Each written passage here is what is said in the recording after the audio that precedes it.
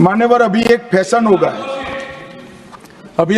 गया है, आम्बेडकर आम्बेडकर आम्बेडकर आम्बेडकर आम्बेडकर आम्बेडकर।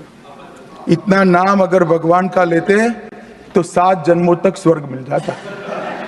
শ্রী অমিত শাহ আমাদের স্বরাষ্ট্রমন্ত্রী, দেশের স্বরাষ্ট্রমন্ত্রী, উনি ডক্টর আম্বেদকর সম্পর্কে যে কুরুচিপূর্ণ মন্তব্য করেছেন। আমাদের মিছিল হচ্ছে আজকে সারা ত্রিপুরা রাজ্যে হচ্ছে 5টি বামপন্থী দলের ডাকে।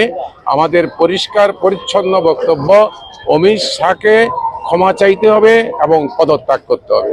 তার জন্যই আমরা গোটা দেশে আন্দোলন করছি, এখানেও আমরা লড়ছি।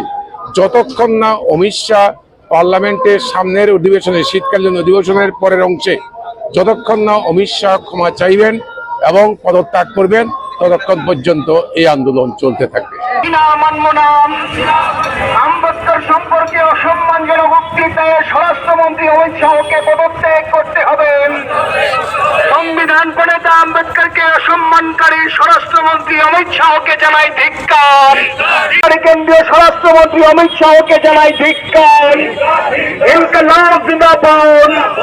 মৌলবাদী আরএসএস বিজেপির বিরুদ্ধে প্রগতিশীল ধর্মনিরপেক্ষ জনগণ এগিয়ে আসো। মৌলবাদী আরএসএস বিজেপির বিরুদ্ধে প্রগতিশীল